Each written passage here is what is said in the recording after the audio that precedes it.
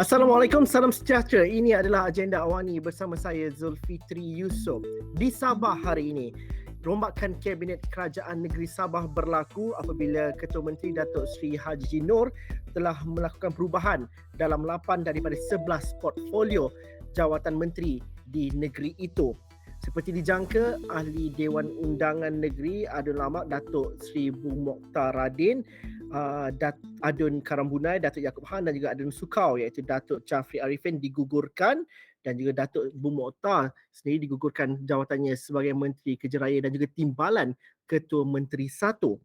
Adakah wujud kestabilan dengan pengumuman rombakan kabinet yang baru ini dan juga apabila Pakatan Harapan menyertai Kerajaan Negeri Sabah, dan juga bagaimana kita mendefinisikan kestabilan yang diperlukan dalam konteks politik di negeri Sabah.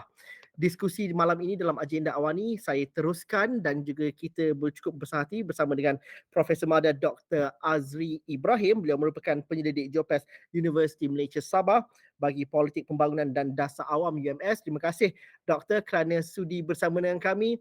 Reaksi awal apa yang berlaku pada hari ini? Kami di Semenanjung mungkin melihat kepada segala tindak tanduk dan juga segala percaturan dan juga rencana yang dilakukan oleh aktor-aktor politik adalah akhirnya untuk kestabilan politik negeri Sabah. Tapi adakah itu wujud bibitnya pada hari ini? Okey, terima kasih Zul. Apa yang kita melihat pada hari ini adalah satu bentuk pengumuman kabinet baru di negeri Sabah. Okey, dalam pemerhatian saya di sekitar Kota Kinabalu, reaksi masyarakat adalah tenang, tidak ada sesuatu yang agak merumitkan dalam keadaan sebegini. Maksudnya adalah rakyat menerima, rakyat menerima berita pembentukan kabinet baru.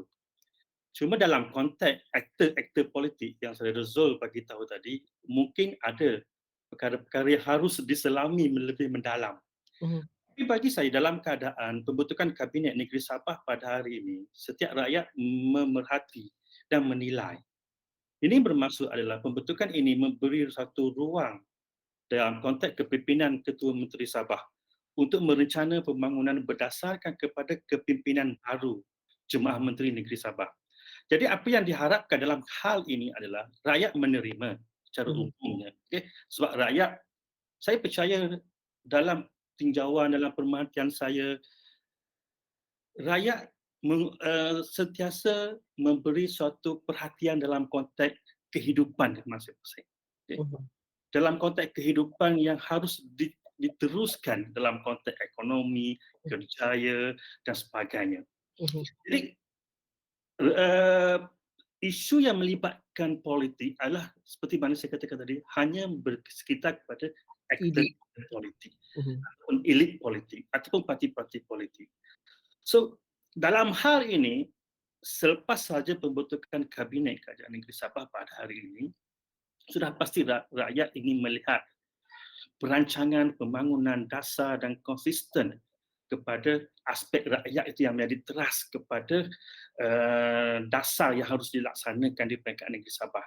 Jadi saya harap di peringkat awal ini saya melihat penerimaan rakyat adalah baik, baik dan kerajaan beroperasi seperti biasa.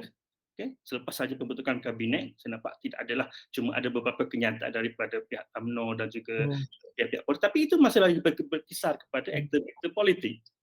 So, rakyat secara keseluruhannya menerima dan tenang di posisi rakyat untuk meneruskan kehidupan. Doktor, mungkin kalau saya mencelah di situ, mungkin rakyat tenang kerana rakyat sudah bosan. Khususnya kalau dalam hal politik di Sabah, setiap kali perubahan atau pilihan raya berlaku, rakyat juga melihat bahawa akan berlakunya aksi-aksi berubah lawan, berubah kawan, berubah warna politik dan sebagainya. Dan dalam konteks negeri Sabah, apa yang berlaku pada sejak minggu lepas sehingga ke hari ini bukanlah sesuatu perkara yang baru. Jadi rakyat merasakan bahawa apa bezanya dengan kehidupan kami. Lantas, kita pun bertanya, sekiranya mereka yang bergelar elit-elit politik ini, mereka yang memegang kuasa dan mereka yang perlu merencanakan pembangunan negeri, tapi rakyat akan tersisih dengan pembangunan itu. Adakah itu yang sentimen yang sebenar diterjemahkan oleh rakyat sebenar di Sabah khususnya? Kerana mereka sudah muak, mereka terasa diabaikan ataupun mereka tidak merasakan limpahan keberkesanan sesuatu pentadbiran politik ataupun kestabilan itu. Ya, mungkin dalam konteks reaksi rakyat, mungkin ada sedikit perasaan kecewa, Mhm. perasaan bosan, okey, dengan apa yang berlaku. Okey, kalau kita pergi kepada sentimen rakyat secara individu, secara berkumpulan, okey, sudah pasti. Tetapi bertitik tolak daripada isu-isu yang melingkari iklim ataupun suasana politik di Sabah. Saya masih ingat lagi sebelum PRN, okey, Mhm. tahun 2020, saya juga di Esra Awani Ya. berceritakan tentang macam mana politik pembangunan, macam mana politik ke arah kepartian harus dibentuk untuk memastikan bahawa pembangunan negeri Sabah konsisten dan lestari. Tetapi apa yang berlaku sejak tahun 2020 hingga kepada minggu lepas, kita nampak ada sedikit pergolakan. Okey. Mhm. Tetapi apabila kita bercakap dalam konteks rakyat, rakyat mungkin menerima, bosan dan akhirnya rakyat apa yang boleh dibuat? Hanya menerima dan mengharapkan. Sebab itu apabila saya bercakap dalam konteks kepartian dan Mhm. akhirnya dalam konteks politik pilihan raya kepartian satu bentuk persaingan, akhirnya rakyat hanya menerima apa jua keputusan daripada elit politik. Mhm. Penerimaan ini mungkin ada perasaan, ya Zul, mungkin ada perasaan kecewa, perasaan bosan. Mungkin tidak salah kalau kita kata ada perasaan marah, mungkin akan diterjemahkan dalam pihak pilihan raya akan datang. Tetapi dalam hal ini, kita akan berbalik kepada apakah reaksi ataupun perancangan dari segi elit politik, baik yang Mhm. telah membentuk kerajaan hari ini ataupun yang berada di dalam kelompok pembangkang dalam erti kata dalam konteks politik Sabah hari ini. Mhm. Jadi rakyat masih menunggu, okay? Saya yakin rakyat di negeri Sabah sentiasa mengharapkan suatu bentuk pembangunan yang baik di peringkat negeri Sabah. Okay, pembangunan infrastruktur sebagai contoh, Mhm. kemudahan jalan raya, kemudahan asas, okay, pembaikan sekolah-sekolah, perumahan rakyat, okay, macam mana kos sara hidup. Ini masih lagi menjadi suatu isu akar dalam konteks kehidupan masyarakat negeri Sabah. Okay, ataupun wilayah-wilayah di luar bandar, Mhm. pedalaman, macam mana jalinan jalan raya dan sebagainya. Ini masih lagi menjadi satu isu di negeri Sabah. Jadi saya Mhm. harap memang ada ruang kecewa, sedikit sedih apa yang berlaku dalam politik Sabah, tapi rakyat terpaksa menerima.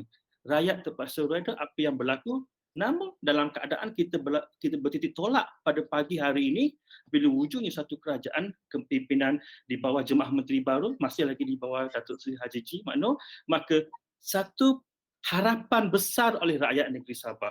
Okay? Apa agenda yang akan digalas oleh kepimpinan ini? Kerana ini tidak jauh beza dengan kabinet yang sebelum ini. Tapi apabila kerajaan di peringkat persekutuan, kerajaan perpaduan ditubuhkan dan juga banyak janji-janji yang melibatkan MA63 itu akan diturunkan hak kuasanya kepada kerajaan negeri. Sabah contohnya diberikan hak untuk menentukan harga gas dan itu juga antara rang undang-undang yang dipinda dalam ataupun digubal yang dipersetujui dalam sidang Dunhas semalam. Yes. Justru kepimpinan negeri dan juga barisan kabinet ini perlu sedar bahawa mereka bukan sekadar elit politik semata-mata tapi tanggungjawab dan juga urusan pentadbiran itu lebih besar kerana lebih banyak kuasa diberikan kepada mereka dan masa Yes. depan juga untuk negeri Sabah itu bertambah besar sekiranya hak upaya ini diberikan. Dan juga kita melihat kepada awal minggu ini apabila Perdana Menteri pergi ke Indonesia sekalipun, ramai yang mencadangkan kepada kemudahan infrastruktur itu dihubung jalinkan terus dengan ibu kota negara Nusantara, ibu kota baru untuk Indonesia. Ini potensi-potensi tetapi elit Yes. politik masih lagi berkeceramuk. Sebagai politik pembangunan, bagaimana kita melihat agenda yang akan didepani oleh negeri Sabah, potensi dan kerja yang harus dilakukan? Saya rasa potensi yang ada cukup besar dan potensi yang ada pada ketika dan saat ini untuk negeri Sabah ataupun Sarawak dalam konteks hubungan federalisme antara state dengan persekutuan di bawah kepimpinan yang amat berhormat Anwar Ibrahim Perdana Menteri, saya rasa ruang untuk kita menghubungkan antara kerjasama yang baik antara pusat dan negeri ini harus dipertingkatkan dan ruang dan peluang itu ada. Mhm. Termasuklah satu bentuk MA63, pembangunan yang akan dilakukan.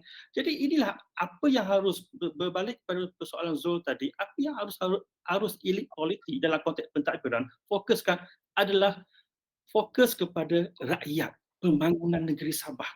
Rakyat itu yang harus diutamakan. Sebab itu kalau kita bercakap tentang politik, tentang ilmu sains politik, Mhm. demokrasi, dasarnya adalah rakyat. Mhm. Satu bentuk persaingan, organisasi parti politik itu hanya platform untuk kita membentuk kerajaan yang diberi tanggungjawab kuasa untuk memerintah. Yang akhirnya paksinya, tunjangnya, akalnya adalah rakyat. Rakyat yang akan menerima hasilnya dengan harapan rakyat mendapat manfaat. Jadi saya berharap, saya merasakan kepimpinan Ketua Menteri Sabah bersama dengan barisan jemaah menteri yang baru dibentuk pada hari ini akan lebih memberi fokus kepada hubungan pusat negeri, terutama dalam konteks pembangunan negeri Sabah, apa yang boleh diperoleh oleh Sabah daripada persekutuan yang boleh diberi manfaatkan kepada negeri Sabah. Bukan saja di Kota Kinabalu, di bandaraya ataupun di sekitar ataupun di kawasan-kawasan lain termasuk di Kinabatangan, Lahad Datu, Sampurna dan sebagainya. Begitu juga dalam kata soalan Zul tadi tentang ibu negara baru Nusantara. Ini satu peluang yang harus diterokai oleh Sabah, oleh Sarawak. Dan peluang itu ada apabila Yang Amat Berhormat Perdana Menteri pergi melawat Indonesia. Satu persefahaman telah diadakan antara Presiden Jokowi dengan Perdana Menteri kita untuk bersama-sama membangunkan bandar Nusantara, ibu negara Indonesia. Jadi kita berada dalam satu wilayah yang sama, iaitu Borneo. Okay? Jadi inilah peluang. Jadi itulah saya harap suatu bentuk fokus kepada aspek pembangunan. Mungkin dalam ketika itu wujud sentimen dari segi politik kepembangkangan ataupun persaingan kekal wujud. Tapi di sinilah kita harus menekankan aspek politik berjiwa besar. Jiwa kita harus besar sebagai elit politik. Tidak harus kita sentiasa mewujudkan satu keadaan di mana politik berada di dalam keadaan yang kurang stabil ataupun sedikit konflik dan sebagainya. So kita hanya memfokuskan kepada pembangunan. Apabila tiba masanya dalam konteks yang Sabah berlaku pilihan raya negeri, maka pada masa itu politik bersama parti politik masuk dalam pilihan raya, wujud satu persaingan dan kita pulangkan kepada rakyat. Tapi dalam erti kata, dalam jangka masa pilihan raya yang akan diadakan tak silap saya dalam 2025 ini, inilah satu kita ingin melihat, saya ingin melihat, saya berada di Sabah, saya ingin melihat sejauh mana pembangunan yang harus dilakukan oleh kepimpinan Datuk Seri Haji bersama jemaah menterinya, dan saya yakin dengan kerjasama kerajaan pusat, Sabah akan lebih fokus memberi aspek pembangunan kepada rakyatnya dari segi pelaburan, dari segi ekonomi. So, kita lihat hari ini apa yang Bank Dunia menjangkakan, kemelesetan ataupun cabaran ekonomi semakin hampir, ekonomi global semakin hampir pada tahun 2023. Di saat Bank Dunia menjangkakan ekonomi tahun 2023 di peringkat global lebih mencabar, tak mungkin pada ketika mencabar kita harus berada di dalam keadaan politik yang kurang stabil. Sesuatu harus dielakkan.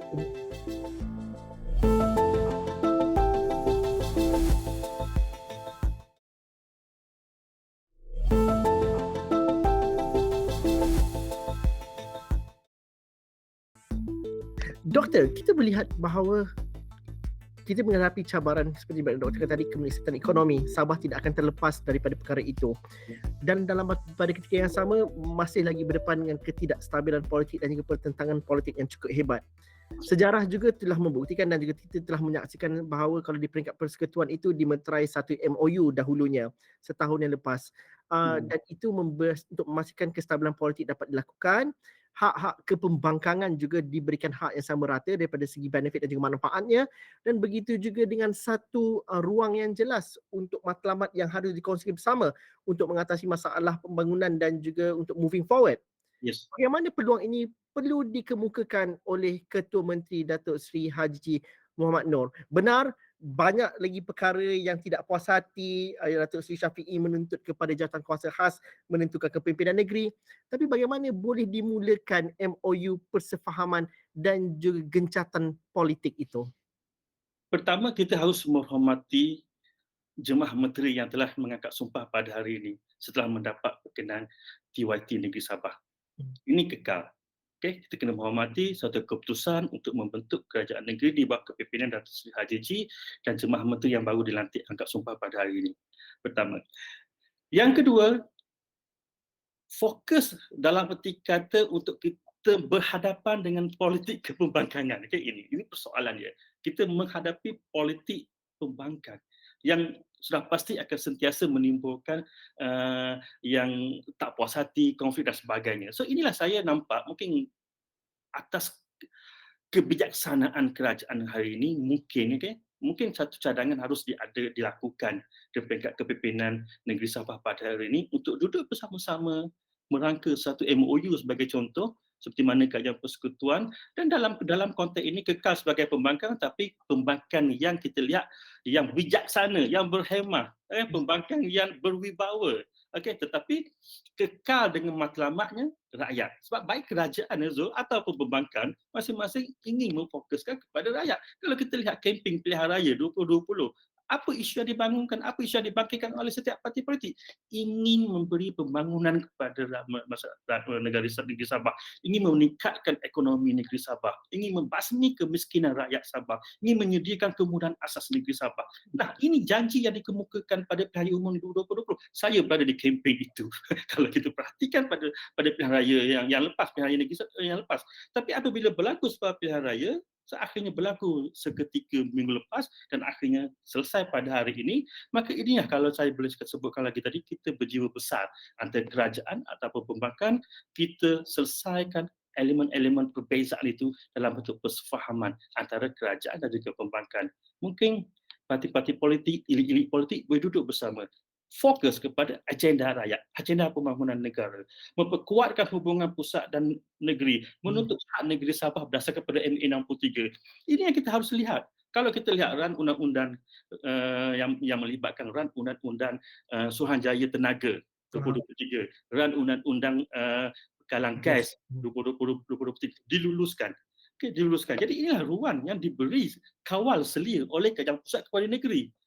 Jadi inilah satu bentuk yang Sabah harus memanfaatkan peluang ini. Malah kalau kita lihat Razul, hujung bulan ini ataupun awal bulan Januari Februari nanti, Yang Amat Berhormat mungkin akan ke Sarawak untuk melihat dalam konteks formula macam mana perkara 112D dalam bahagian 7 aspek keuangan bab 2 jelas memperuntukkan macam mana peruntukan tambahan untuk negeri Sabah dan Sarawak. Ini dipersetujui oleh kerajaan pusat untuk melihat satu formula macam mana satu bentuk pemberian peruntukan tambahan untuk negeri Sabah. Jadi ini saya nampak satu keadaan di mana ruang untuk Sabah dan Sarawak, terutama dalam konteks Sabah, memanfaatkan aspek pembangunan, tingkatkan pembangunan, kurangkan kemiskinan di Sabah, perbanyakkan peluang pekerjaan, tapi berada di dalam keadaan kerjasama dalam arti kata antara kerajaan dengan pembangkang dalam arti kata MOU.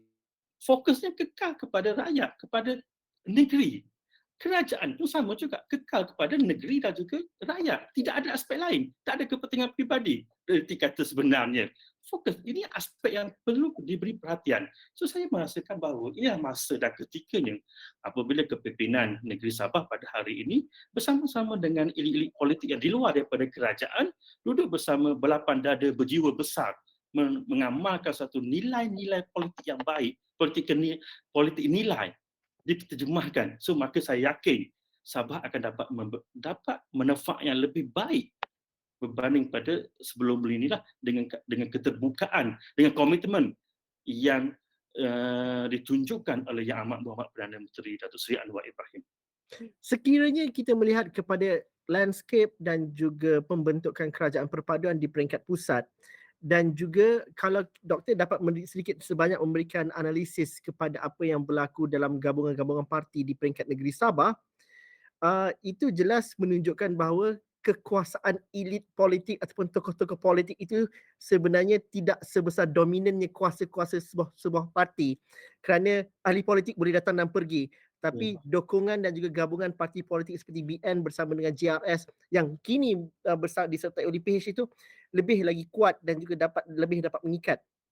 Ini memberikan isyarat bahawa benar elit politik di Sabah itu ada kuasa, tetapi akhirnya inilah realiti politik hari ini, bahawa sejauh mana besar pun anda, tapi struktur dan juga cara gabungan, cara memiliki kuasa itu tidak sama dengan dahulu. Mungkin doktor dapat memberikan sedikit sebanyak analisis. Ya, dalam konteks kerjasama politik, dalam konteks parti politik, sudah pasti parti politik inilah suatu organisasi yang tersusun, yang berasaskan kepada perundangan, undang-undang. Jadi ahli politik boleh datang dan pergi, Jadi struktur parti politik harus kekal. Jadi dalam arti kata, apabila parti ini harus berperanan untuk menjalinkan kerjasama yang lebih baik, yang lebih kuat, yang lebih mampan, dalam arti kata untuk mendatangkan kestabilan. Ini yang berlaku di peringkat pusat. Mhm. Apabila Pakatan Harapan bersama Barisan Nasional, bersama GPS, bersama GRS, Warisan, boleh duduk semeja, boleh menandatangani MOU dan akhirnya membentuk satu kerajaan perpaduan yang kita nampak mungkin tutup majoriti menyokong dalam arti kata bilangan ahli Mhm. parlimen. Kalau kita terjemahkan dalam konteks negeri Sabah ini, seperti saudara Zul bagi tahu tadi, dalam arti kata kita sudah ada JRS, kita sudah ada mungkin Barisan Nasional ataupun UMNO dan juga Pakatan Harapan. So ini sudah memberi satu isyarat bahawa kekuatan itu sudah ada. Dalam arti kata ingin memperkuatkan lagi komitmen elit dan parti politik di Sabah dan akhirnya merencana pembangunan. Kita sajikan kepada rakyat, inilah yang terbaik yang kami boleh hidangkan kepada rakyat. Rakyat memerhati. Okey, kita tidak boleh mengejar kedudukan ya Zul. Bila kita terlalu mengejar, kita penat. Ya, bila kita penat, kita mungkin rebah. Okey. Apabila kita bekerja untuk rakyat, untuk negeri, rakyat akan mungkin hamparkan permaidani kuasa kepada kita apabila tiba detik pilihan raya nanti. So inilah satu ruang, satu peluang yang harus ditunjukkan oleh ahli-ahli politik dewasa ini. Jadi kalau kita melihat dalam bentuk kerjasama politik, kalau kita katakan seperti Zul katakan tadi, gabungan antara Pakatan Harapan, GRS dan juga Barisan Nasional. Ini kita nampak kekuatannya itu. Tapi sejauh mana kalau diterjemahkan dalam erti kata Buat persaingan kerja. politik pilihan raya, itu persoalan yang lain.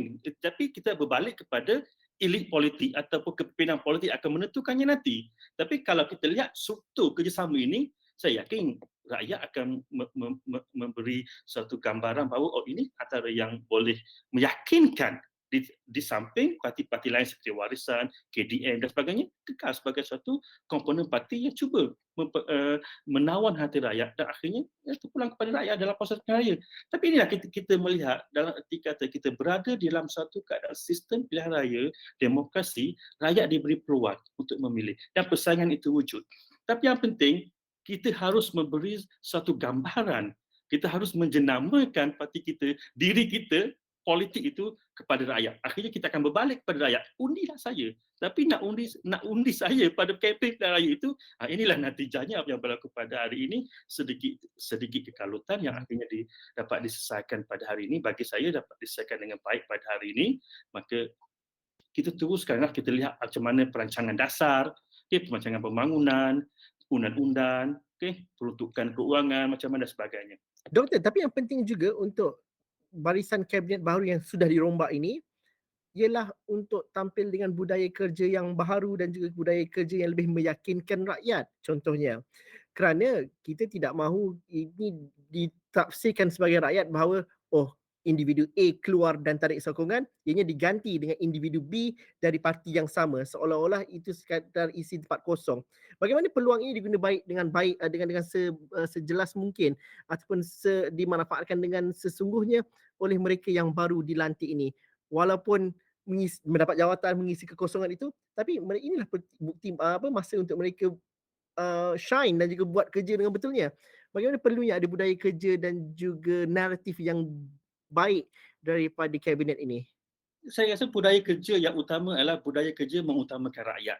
Hmm. Bukan sahaja kita pergi turun padang merasmikan perlawanan bola sepak sebagai contoh, merasmikan mesyuarat PIBG dan sebagai contoh. Ini tak ada masalah. Ini boleh diteruskan. Tetapi apa yang penting Zul, rakyat ingin melihat hasilnya. Berapa sekolah baru telah dibina dalam tempoh 6 bulan pertama contoh. Ini KPI. Berapa sekolah usang di kawasan-kawasan luar bandar telah dibaik pulih, baik menggunakan peruntukan negeri Sabah, peruntukan negeri ataupun dengan kerjasama dengan bantuan ataupun dengan komitmen antara kerajaan pusat. Berapa hospital yang telah dibina atau dirancang untuk dibina? Berapa jalan raya yang telah dibaik pulih? Okay? Ataupun pembinaan balai-balai masyarakat dan sebagainya. Jadi inilah saya melihatkan bahawa jemaah menteri hari ini bersama pimpinan ketua menteri harus menterjemahkan dasar pelaksana itu dalam arti kata rakyat dapat melihat. Bila rakyat dapat melihat, rakyat boleh menilai. Apabila rakyat menilai, penilaian rakyat itu adalah baik. Grade A, kalau di sini nak dapat grade A lah. Kalau dapat grade A itu, tak ada masalah dari segi pilihan raya nanti. Tapi kita tidaklah boleh retorik saja. Hanya retorik saja tidak guna juga. Tapi masa bekerja pergi kepada rakyat, melaksanakan dasar, melaksanakan gubal undang-undang jika ada keperluan dan juga peruntukan yang diterima daripada kerajaan pusat. Kalau kita lihat hari ini 50 juta boleh diluluskan di peringkat negeri Sabah apa yang telah diumumkan oleh kerajaan pusat, maka inilah ruang untuk kerajaan pusat memperbanyakkan dan memperbiakkan elemen-elemen pembangunan infrastruktur di negeri Sabah yang lebih mudah, yang lebih efisien, yang lebih pemantauan di peringkat negeri, maka perbanyakkanlah pembangunan yang mungkin boleh dilihat oleh rakyat. So inilah saya katakan tadi, apa jua keadaan politik, akhirnya rakyat yang akan menerima hasilnya. Jadi rakyat harus menerima hasil yang baik, jalan raya yang baik, tidaklah blubal sana, blubang sini, pecah sana. Okay, jalan balai raya, sekolah lah. Saya rasa harus diberi fokus juga Zul di negeri Sabah ini adalah sekolah di luar bandar yang mungkin harus melihat satu bentuk kerjasama yang lebih konsisten dan juga mampan antara kerajaan negeri dan juga kerajaan pusat. Dan mungkin saya yakin dengan kepimpinan Jemaah Menteri hari ini dan kerjasama yang erat antara kerajaan negeri dan kerajaan pusat, kalau kita melihat fokus kepada agenda memperbaiki sekolah-sekolah di negeri Sabah akan menjadi kenyataan. So ini yang saya harapkan. Apapun yang berlaku pada hari ini dalam konteks politik, yang pastinya rakyat memahukan manfaat itu datang kepada mereka. Walaupun mereka diam pada hari ini, tidak bermaksud mereka rasakan bahawa mereka bersetuju dengan tindakan sembrono ataupun yang tidak teratur oleh parti-parti politik atau orang-orang politik. Terima kasih Profesor Mada Dr. Azri Ibrahim kerana duduk bersama kami dalam agenda awal ini pada malam ini. Terima kasih kepada anda yang menonton. Cadangan dan juga pandangan teruskan bersama kami di platform digital kami. Assalamualaikum dan salam sejahtera.